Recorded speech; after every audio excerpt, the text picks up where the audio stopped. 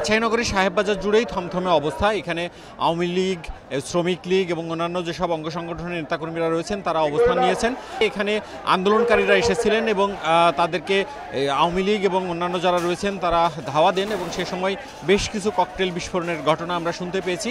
Police জানিয়েছে অন্তত 10টির মতো ককটেল বিস্ফোরণের ঘটনা ঘটেছে এবং আন্দোলনকারীদের পক্ষ থেকে দাবি করা হয়েছে যে এখানে তারা 10 জনের মতন আহত হয়েছেন। অন্যদিকে আওয়ামী লীগের পক্ষ থেকে দাবি করা হয়েছে তারা 2 জন আহত হয়েছেন। আমরা যেটি দেখছিলাম যে এর আগে বেলা 11টায় আন্দোলনকারীরা রাজশাহী নগরীর যে সাহেববাজার রয়েছেন সেখানে তারা আন্দোলন কর্মসূচি দিয়েছিলেন এবং সেখানে শিক্ষার্থীরা জড়ো হতে থাকেন।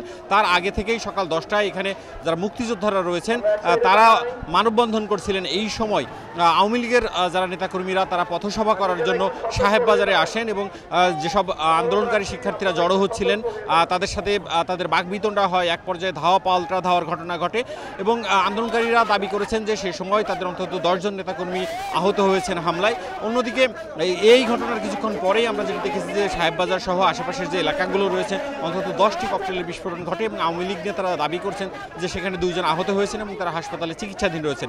আমরা পুলিশের সাথে কথা বলেছি, পুলিশ বলছেন যে এখানে অতিরিক্ত পুলিশ মোতায়েন করা হয়েছে এবং কোনো অনাকাঙ্ক্ষিত ঘটনা যাতে না ঘটে সে ব্যাপারে তারা ব্যবস্থা নেবেন। মওদুদ রানা, সময় সংবাদ, রাজশাহী।